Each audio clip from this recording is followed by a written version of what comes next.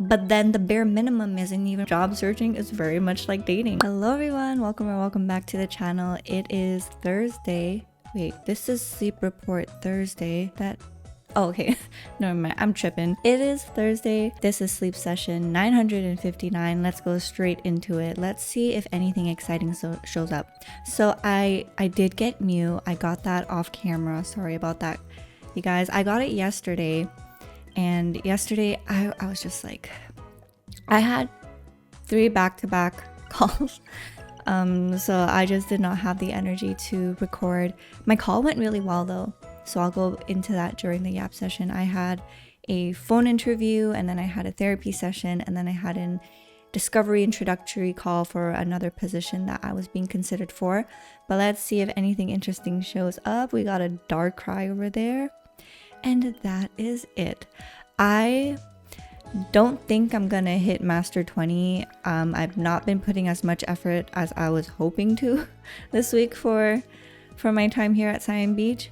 But I will say, actually, I got nothing to say. All right, so moving forward with the new moon events, Mew will be showing up along with Darkrai. So very interesting. Oh, I also have a manual entry because the other night I don't know, I was just so tired that I thought I had recorded my sleep, but I didn't.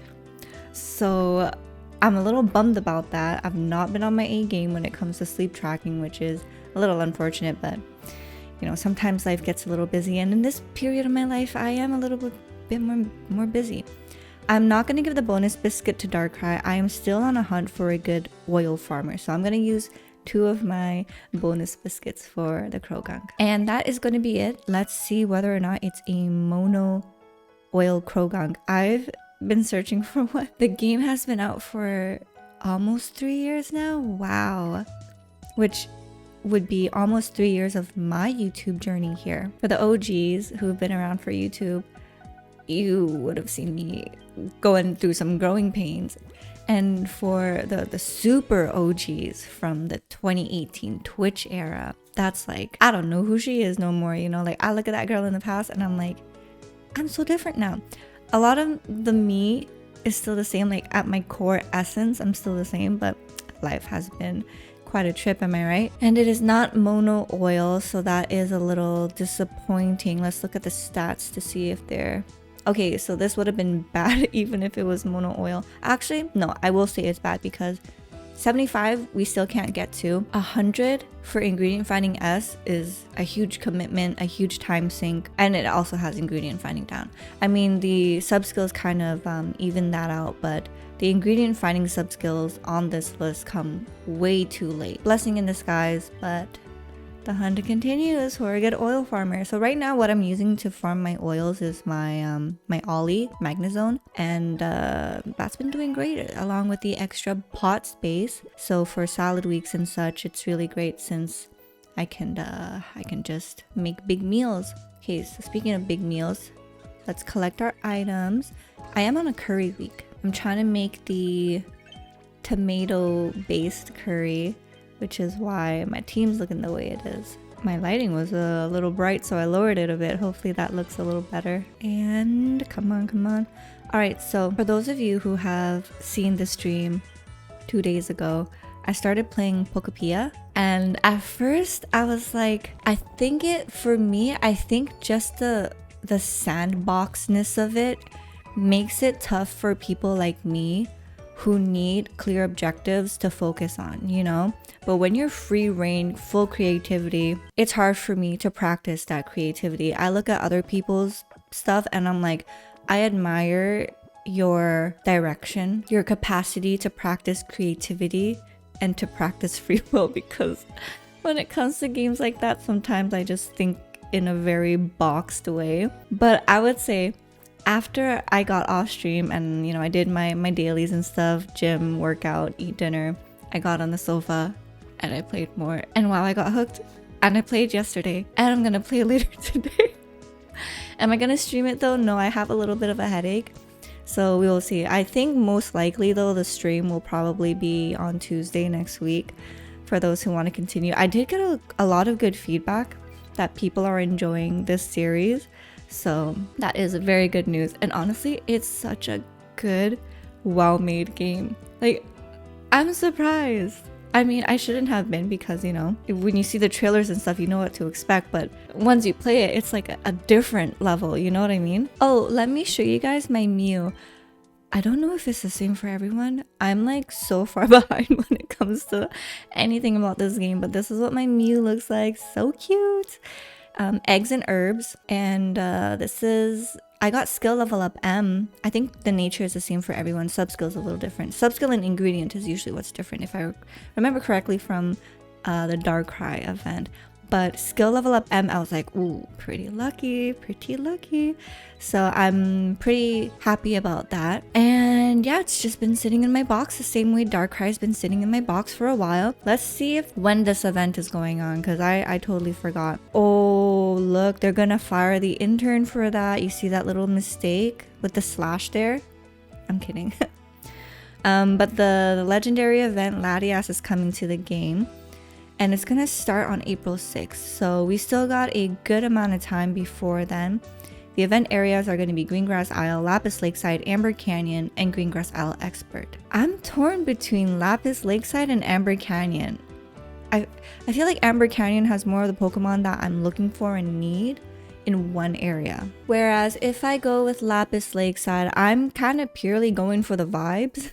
And I like that there's flowers there. Like the stock flowers there are really pretty. And let's see the bonuses. So every time a helper Pokemon with a skill specialty brings you an extra ingredient, as it would bring one extra. The chance of triggering the main skill of any helper Pokemon with a skill specialty will be multiplied by 1.25. And remember, the special thing about skill specialty Pokemon is that it double triggers, which is really, really nice. So like my Magnezone, for example, when it double triggers, it pot expands twice. So that is 62 extra pot space every time it double triggers. Really, really great. My Wigglytuff also is a skill specialty Pokemon, so really great heals, especially when it double triggers. You could check out my videos that talk more about like skill specialty Pokemon and how does it carry a skill, what does it prioritize, and stuff like that. You can find that in my beginner's guide playlist for any other new players coming because of this event. Certain Pokemon will be more likely to appear, and a few Pokemon of different sleep styles will appear regardless of your sleep search of or sleep style of that day. So from the first week, the carry limit of the helper Pokemon with skill specialty Pokemon will be boosted by 8. Now, why did I gasp? If you've watched the video, then you already know. If you've done your research, you know. But for the new players who have not yet done so, every Pokemon has a carry limit. And every time the Pokemon or the game decides to do an action, it rolls a die. And it'll either pick a berry or pick up an ingredient or use its main skill. Now the thing is, with berry specialty Pokemon, they're more inclined to roll on the berry, more likely to find berries. However, the thing with skill specialty Pokemon is that once the carry limit is full for that Pokemon, it no longer has the ability to roll for that skill to be procced. Whereas for every Pokemon, even if they're full in carry limit, they still will pick up more berries, and that's when you get the screen of like sneaky snacking and stuff. There's no equivalent of sneaky snacking for skills or ingredients. Ingredients as far as I know, unless some stuff has changed since the last time I've like looked into the patch notes. But yeah, so that is pretty exciting stuff. It's boosted by 8, so more opportunities for your skill specialty Pokemon to hopefully roll more main skill procs. Also the thing is, if your skill specialty Pokemon has a full capacity carry limit, like it has maxed out, if it had rolled main skills during that time, it will still proc its main skill. So it's not as if once it's full, it can no longer use its main skill. Whatever main skill was rolled during that duration before its hands go full, it'll still use that main skill. It's just anything after it got full, it will not roll a chance for main skill proccing. So clarification on that. Main skill levels of these helper Pokemon will be boosted by 2, which is really great, especially for new players. For players like me who have Pokemon that are already max main skill, this is a little less exciting. So for the second week of this event, the carry limit of the helper Pokemon with a skill specialty will be boosted by 15. Okay, so even more than the week before. Pretty cool.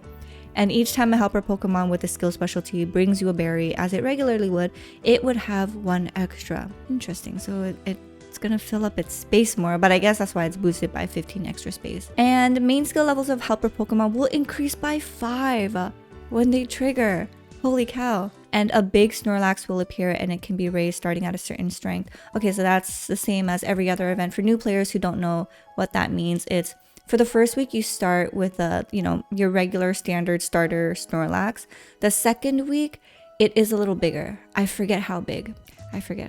But it won't be like the Pokeball level type of Snorlax. And then the second Sunday of the event, your drowsy power will increase by 1.5. So great time to min-max on any incenses. Check out my video on incenses and when to use them if you're curious for more. All right, now let's look at the greater appearance rates. So right off the bat, I know that I would like to look for a Palmy. I would like to look for an electric type healer. Oh, a Shuckle. I think I want to look for a Shuckle as well. But other than that, nothing really jumps out to me in terms of what I... actually, I lied. No, actually, I lied again. There's nothing really pressing for me out of these. Like Mareep, I already have a good Ampharos as well. So yeah, let's just take a look. I think I will go to Amber Canyon, because there I can at least look for a Shuckle, and that's pretty much it. I mean, at Lapis Lakeside, I don't really need a Ralts because I already got a pretty decent Gardevoir. So there's that. Let's look at okay, the Downs. Everything here pretty much standard from what has been talked about before in the past when it came to events like this. But this is pretty cool. Who is excited? So after this event, they're going to be throwing a Latios event, which is going to be pretty neat to see. Do you guys prefer Latias or Latios? I feel like Latias is the more cuter of the bunch, so I gravitate to Latias. Although my favorite color is blue, particularly like a powder blue or a denim blue. I love that shade. Okay, let's go into the research community. Let's catch up on everything. And as you guys know, let me mix up my drink. All right, here is my drink, my latte of the day. I used creamy honey, cinnamon, Malden sea salt, and my Altisio Nespresso pod. I have one more, so I gotta stock up. But cheers, everyone. Happy Thursday. I hope your week's going well. So good. Now, I was meaning to make my brown sugar banana syrup yesterday, but I did not expect to be as busy as I was. So I had a phone call with for a job interview, right? This is the second round of calls, and this time it was a conversation with who would have been my boss if I get hired. I gotta say, the call went really well. I really liked his energy. I liked the way he communicated. I liked how, oh, that is such a cute photo. I like how he saw value in my job experience and what I brought to the table.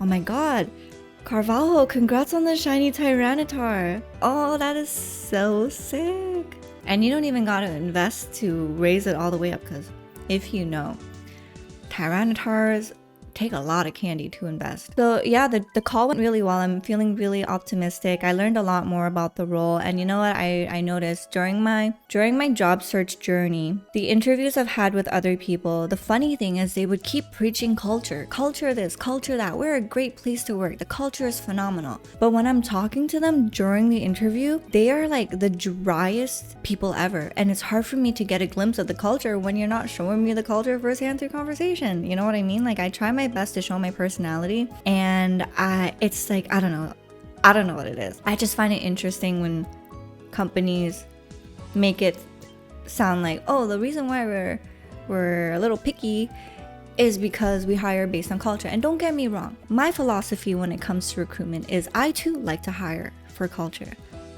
but I show the culture when I'm doing the phone screens. You know, like you guys see how I talk on video and on Twitch. That's kind of the same how I do my phone interviews. I like to really be casual and make them feel at ease, get them to understand like this is the environment, this is the vibe that you're going to be working with, because it's so much more easier for that candidate to imagine themselves in that place if you can like bring some fun and personality.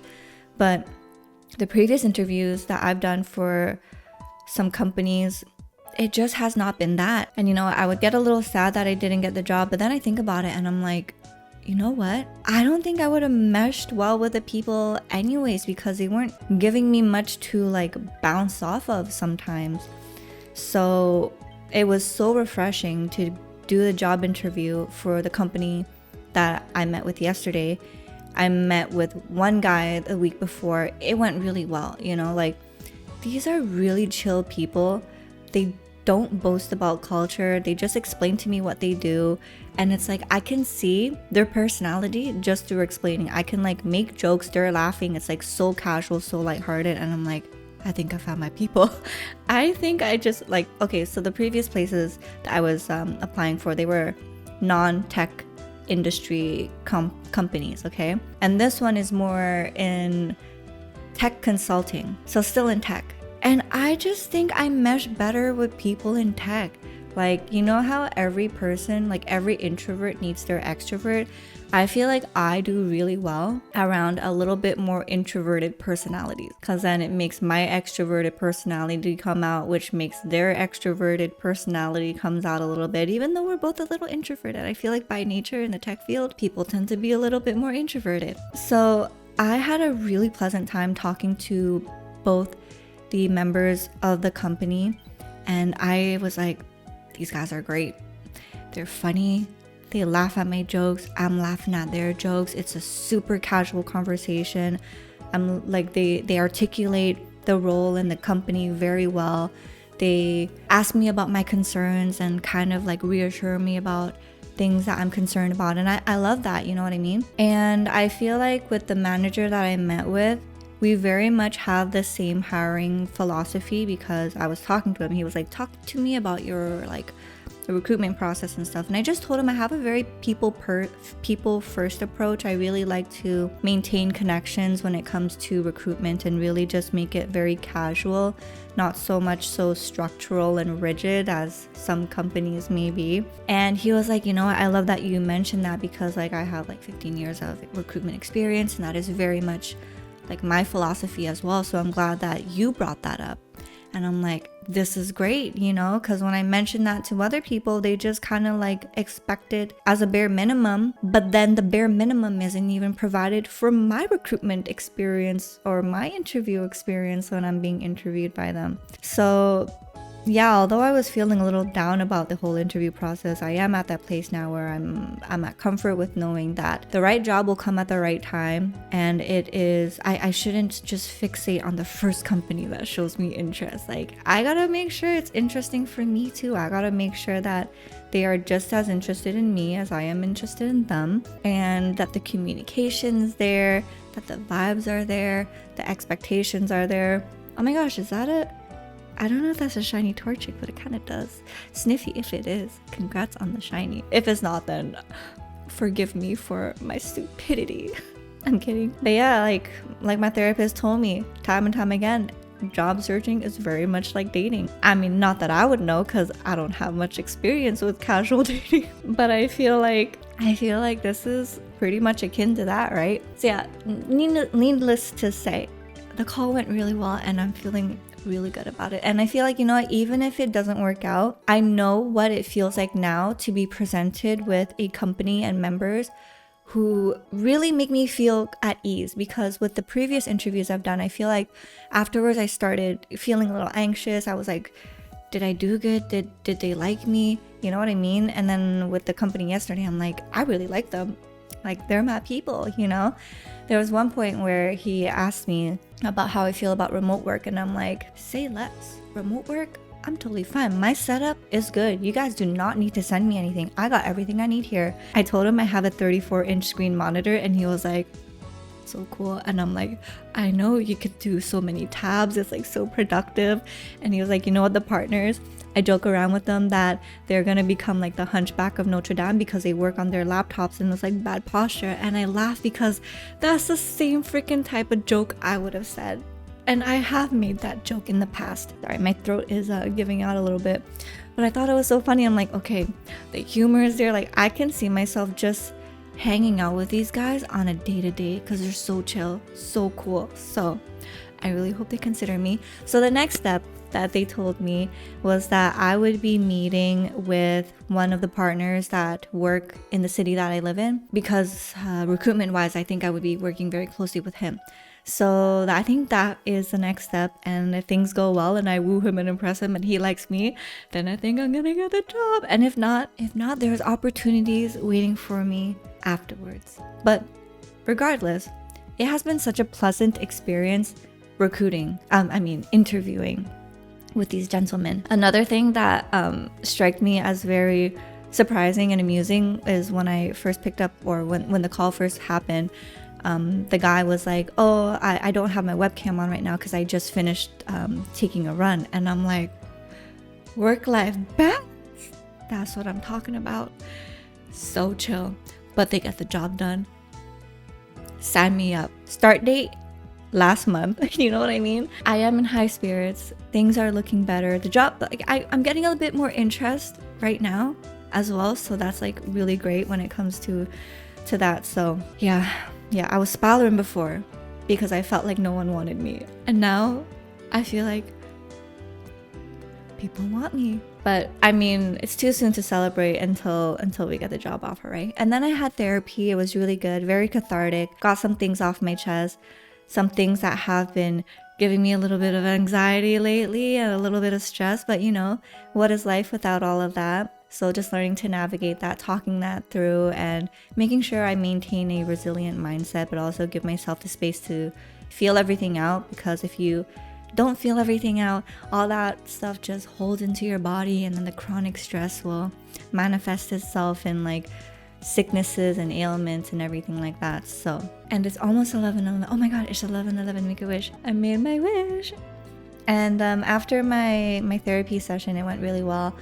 I had another phone screen because on LinkedIn, someone reached out to me, so they wanted to have just a brief introductory call, get like, you know, the very bare bone of what I've done, salary expectations, what the job is like, and then they asked me for my CV and cover letter, which is a little interesting, a little backwards from how I would have done it, but you know what, whatever. They're US based from California, and yeah, so we will see how that job process goes.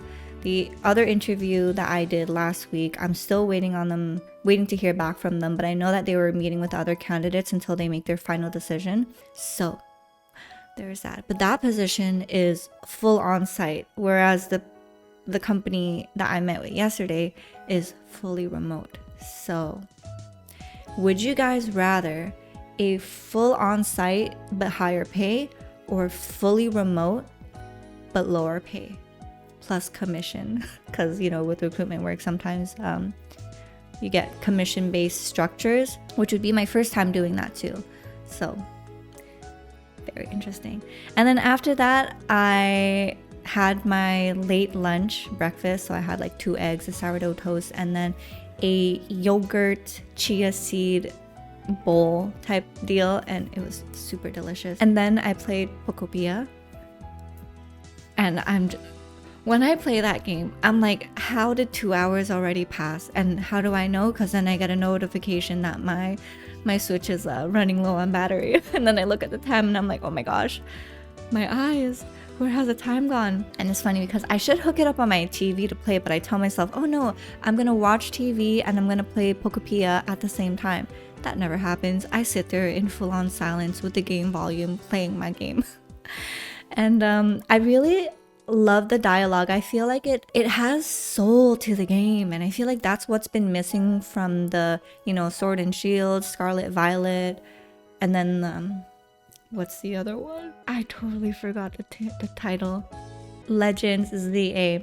Man, Legends ZA is a very soulless game. Like, don't get me wrong, I enjoyed it so much when I first started, but I feel like it was more so the newness and the nostalgia that I was chasing after, whereas Pokopia, I feel like Pokopia is a love letter to every Animal Crossing fan out there who wanted Animal Crossing a certain way, and they did it so well. The flexibility, the freedom, like there's a lot of freedom when it comes to Pokopia, so I feel like sometimes I struggle with placing things down because it feels like such a big commitment, even though I know I can change it later. But I'm coming from the mindset of Animal Crossing, where moving houses takes a full-on day unless you time skip and everything. Now I know that some structures, when you build them at first, they will take a day to do. But for example, if you're moving habitats around, you can do that same day. You know what I mean? And that's freaking great, because then it feels like I can be less committed to it and just like get things done to get it done and then focus on the aesthetics later on. But seeing the Pokemon in the world just itches you in a way that the previous games haven't. Now look, I know in the previous mainline games, Pokemon have been roaming in the overworld, okay? But they did it, I don't know if it's just a change in style or graphics that they did with Pokopia, but it feels like what it should have always been, you know? I love that you can have multiple Pokemon following you at a given time. It's so cute. Don't even get me started on the dialogue. Sometimes they're like, it really hits home, like a little therapeutic. I know there's one page on Instagram, I think it's like therapy something, but it shows little screen grabs of what some Pokemon may say, and it's just so relevant to in real life things. So it's like very cathartic, very therapeutic. But as I mentioned on my stream, the Pokemon, especially like the base evolution ones, they're so cute because they talk like really direct babies or toddlers, and it's so cute, it's so funny, it's so engaging, and it just brings so much more life to the game. The overworld itself is so vibrant, and it takes a lot of time to, or at least in I'm only like day 2, so I don't know what else I'm gonna unlock, but like I've been spending a lot of time watering the ground because it's barren when you first get there. Everything is all dried up, so you have to like bring some life and color back into it. And it's so fun building habitats and having more Pokemon come in, and then like seeing what their specialty is. Some of them are really good at building, some of them help with watering, some of them help with like growing your plants quicker, and it's just been so fun unlocking all of that. So if you're wondering where I am in the game right now, I am at trainer rank great, so I'm able to use my Pokedex to scan on the gates. So I've unlocked 2 of the gates. I haven't gone through them yet. I met I don't know if this is a spoiler, so close your ears, but I met Kyogre. Pretty cool. I met Kyogre, and he made it rain, you know, and it was so cute because then the Pokemon were like, does that mean all our efforts were like useless? And you know, it's like, even though you tried your best and it rained a little bit, but Kyogre made it rain even more, it doesn't mean like what you did was useless. Like every bit of help is help, you know, and if it weren't for that, Kyogre wouldn't have woken up from its slumber and made it rain even harder. So I like the little life lessons that they kind of throw in there as well. I feel like the localization team did really well, and just the storytelling and the way they go about the dialogue is so well done compared to other games. I don't know who was involved in the game or whatever, but the direction is so different from what I've feel and noticed in other Pokemon games. I don't know if you guys feel the same way for those who are playing, but yeah, I just can't wait to get to the point where I can really customize and make my island very cute. I've seen other people's stuff and I'm like, how are you guys so creative? And how did you guys like get all that done already? Like the game's been out for 2 weeks, I get it, but like, oh my gosh, you know what I mean? Oh, I also got to the point in the game where I met Onyx and I have him now, so I'm fixing the Poke Center. It should be done today, so I'm excited because that's just in time for the Hoppip event, because I'm hoping to get the Hoppip Jump Bloom and the other one there. But also that Pokemon has a special place in my heart because in Leaf Green on the Unknown Islands, the Sevi Islands, I actually ran into a shiny Jumpluff or Skip Bloom, one of those things. But yeah, very fun. It's so cool finding like hidden passages and stuff like that and exploring. I've seen a Ho-Oh in the air, I've seen a Lugia, and they drop little feather downs on the floor, which reminded me of Pokemon Sleep because, like, you know, it's a down, it's a feather, except in the game it doesn't look like a feather, but in Pokopia it looks like a feather. So yeah, I can go on and on and on, and I'm having so much fun. I'm having so much fun, and I can't wait until like we can explore each other's islands. I have gotten Gifloon, so I can do like the Dream Island stuff. I haven't gone to a Dream Island yet. So I think today in my game, I'm gonna explore a Dream Island. I know that you can only go to a Dream Island once a day. Like, go to that, like, how do I say it? You can visit the Dream Island as much times as you want. That's what I read. But you can only visit a new one once a day. So if I visit one today and I leave, I can go again, but it's gonna be the same one. And then tomorrow will be a different Dream Island, if that's correct. So yeah, are you guys playing? Did you guys find anything cool? Any cool tips or trick? I think the only quality of life thing I've done so far was I put the camera zoom from close to far, because wow, close is like pretty close. Change it to far if you have not yet. I feel like that is pretty game changer. And yeah, I discovered little spots on the wall where if you break them, if there's like water coming out, if you break them, it will create like a river or a waterfall, and that's been pretty fun seeing water come into the game. But I can't wait to see my Poke Center. So excited for that. And I'm curious to know if there are any shinies. I haven't looked that up. I know I could Google it. I probably will. But I do wonder, has anyone found a shiny yet? Or are there just no shinies and it's shiny luck? But let me know if you guys are playing, what your overall thoughts are right now. Have you played since release date? And any tips that you wish you knew when you were in my part of the gameplay, which is pretty much beginner. I'm day 3. This would be day 3 of me playing the game. Any tips would be appreciated. And yeah, join us in the Discord to share me or screenshots of things you've seen or resources as well to share. I would really appreciate that. And yeah, I think the video is getting long. I'm gonna cut it there. We're gonna finish talking at Pokopia. The next time we catch up, I'll talk to you guys about other things. But yeah, that is what my days have been like since we've last seen each other. I hope you guys have been doing well. And don't forget to like, comment, subscribe to the channel. Join us in the Discord if you haven't yet. Check out all my other social media to stay up to date with what I've been up to. I've been a little slacking on the social media game, to be fair, because I'm like, what do I want to post now? You know what I mean? But yeah, if ever you guys have ideas of what you want to see, let me know. And I will see you guys in the next video. So until then, take care, good luck, and have fun. Bye.